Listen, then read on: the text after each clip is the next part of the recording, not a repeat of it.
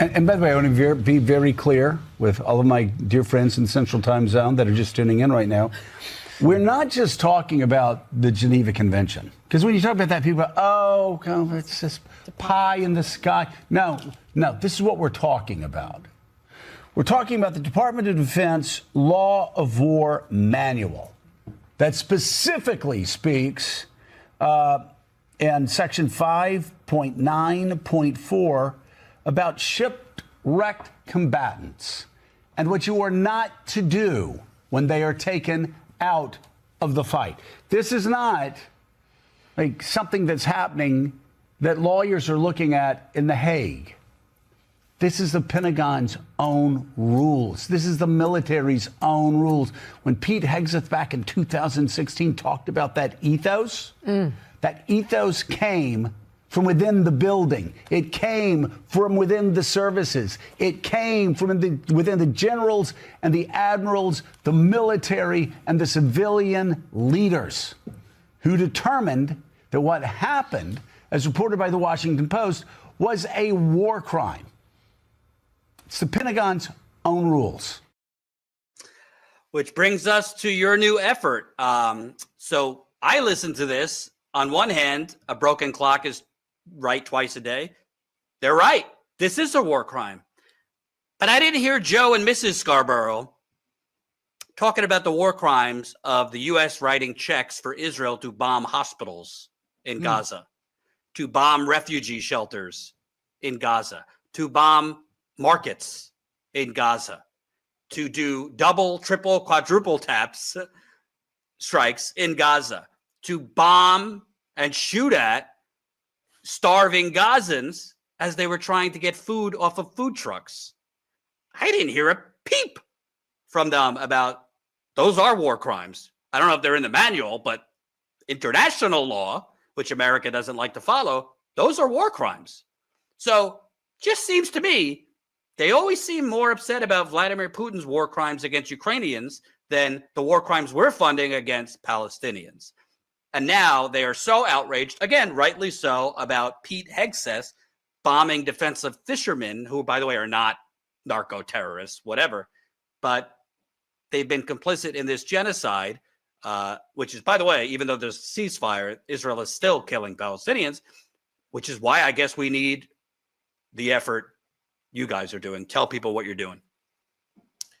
So Jen ran for Congress twice against perhaps the worst of the worst when it comes to not just Democratic Party politics, but in terms of Zionist support and an outright acolyte of Netanyahu Milikowski, Bibi Netanyahu.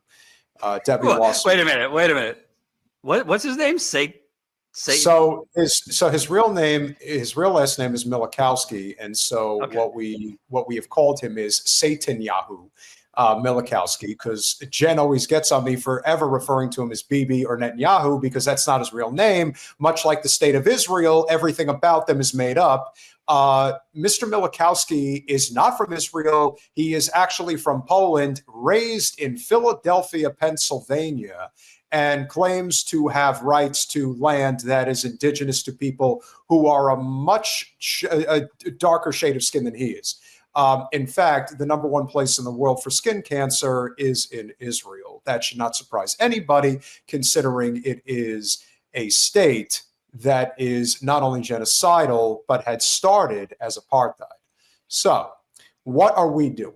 We figured, well, we've already seen, and this is the very important point here, Jordan, that I think a lot of people in the audience really need to understand.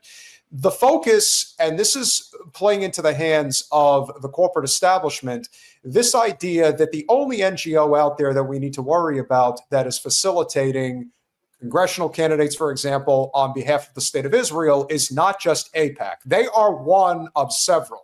DMFI is another one. The ADL, led by Jonathan Greenblatt, that is another example of an organization that is working on behalf of the state of Israel and their loyalties to the state of Israel. And that is to ensure that everyone who is elected at the federal level, but as now we're seeing at the state and even local level, you better adhere to the will of the Zio state. So how do we fight back?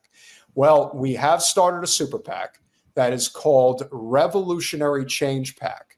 And right now, we've been doing it for a few months, and our intention is to support candidates that are not corporate funded, but are especially anti-Israel. And no, they do not fall into the banner of the Democratic Party or the Republican Party. If they do happen to be an anti-Israel candidate that doesn't take corporate special interest money, that will be taken into consideration. But one of the things that a lot of these organizations tend to do, which is not smart, is they tend to bite off more than they can chew. Some of the organizations in the past that have tried to help, it's good to have a banner, but it's even more important to have a banner with teeth. And so that's where Revolutionary Change PAC comes in. And right now, we are currently supporting two candidates that are running in this country. One is Butch Ware, who is running for governor of California on the Green Party ticket. And the other is Shama Sawant, who is running for Congress in Washington's 9th district against one of not just a huge Zionazi in the form of Adam Smith, but he's also a geriatric who has been in Congress for literally a generation. He's been there for over 30 years. So to say that we have picked two candidates that are revolutionary in nature, but also if they are so fortunate to become elected into office, will actually push for actual change when it comes to our adherence to the state of Israel. And so what we've done is we have created this platform that we're using not only through our podcast, but also through this super PAC. We've created ads. A lot of you have obviously seen the lengthy ad that AIPAC, Michael Rechtenwald, who we are working in conjunction with on the other side, because his PAC is focused on 3 candidates that are separate from ours. But as I said before, collectively working arm in arm to fight against this Zio state, to fight against this broken system. That is what this is going to take. And it will obviously require support, but we do have an ad or two for you guys to just get an idea of how we're getting our message out there.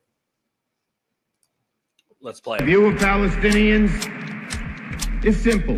Well, the Europeans treated the Jews badly, culminating in the Holocaust, and they gave them our land as compensation. Of course, we say it's our land. The Torah says it. They don't believe in the Torah. So that's the reason there is not peace. And that is why we in America must stand strong with Israel through thick and thin. For the past 2 years, we've been watching a live-stream genocide in Palestine. People in this country are waking up to realize that our leadership has been compromised by the Zionist agenda. You can help us take back this country for ourselves and to free Palestine.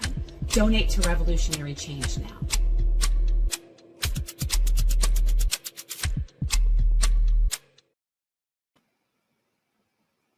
So that gives you a pretty good idea of what we're up against. I want to ask some follow-ups because obviously if the PAC grows, you're going to be attacked as anti-Semitic. So, and my card's on the table. I've always been open with the audience. My wife was born in Israel. She's got family in Israel. She's definitely not pro-Netanyahu and is horrified by the genocide.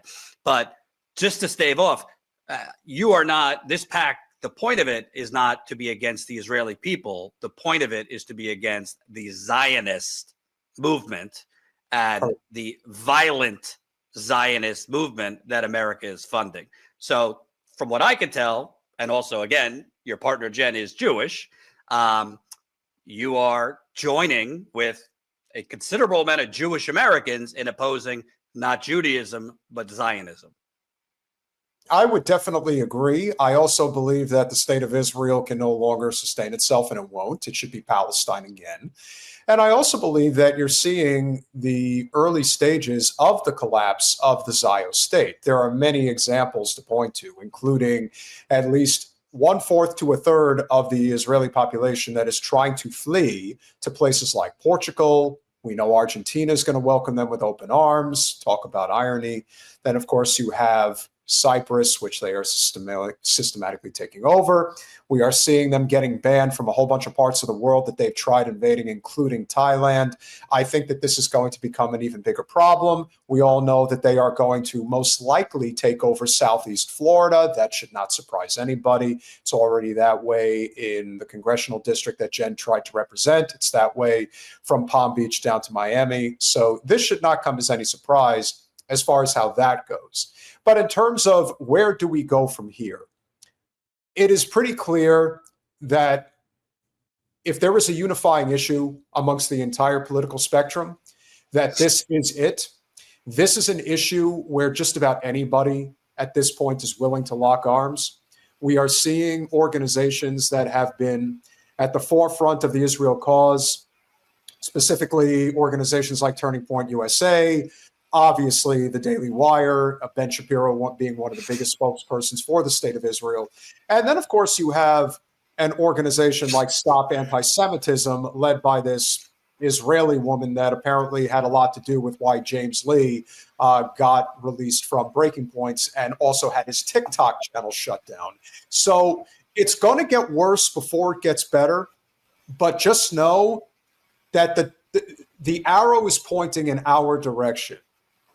Israel is on borrowed time, and it is imperative that we distinguish the difference between those that are Zionist and those that are not Zionist. The anti-Jewish, because it's not anti-Semitic, because let's face it, Ashkenazis are not Semitic people, but it's the anti-Jewish hatred that is growing exponentially in this country because of the likes of the Ben Shapiros, the Noah Tishbys, the Deborah Messings of the world, who are people that are of the privileged class who support the Zionist state. And then, of course, you have almost our entire congressional delegation on both sides.